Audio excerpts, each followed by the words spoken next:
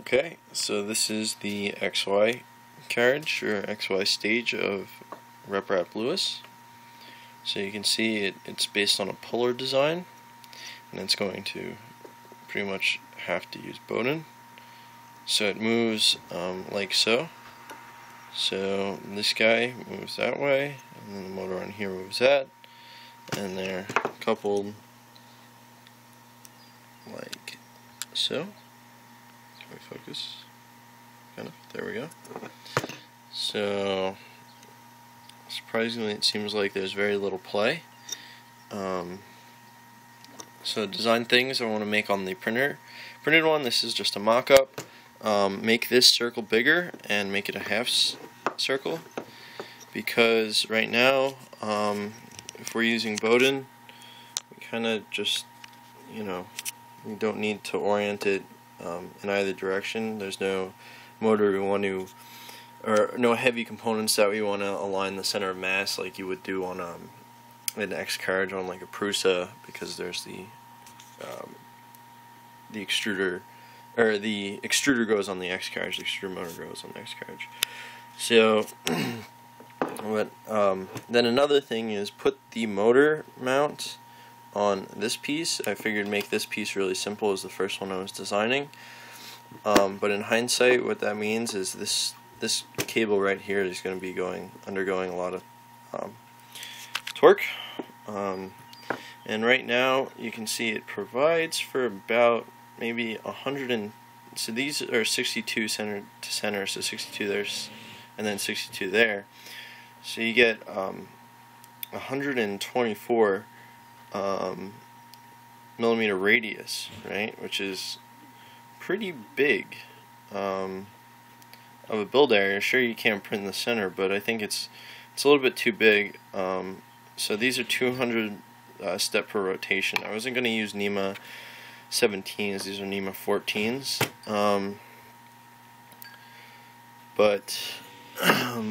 so having it at 62 means that the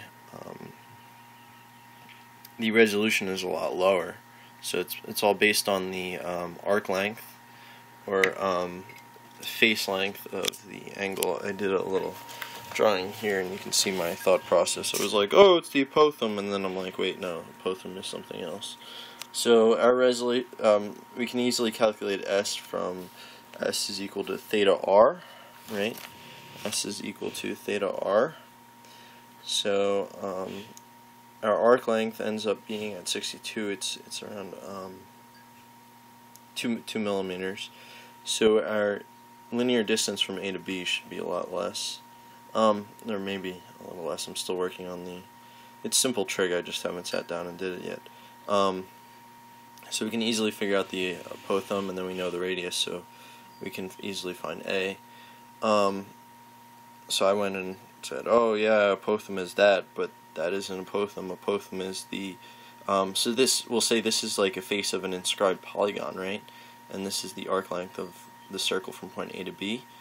When it's divided into n facets, so we can figure out the apothum, which is going from the center.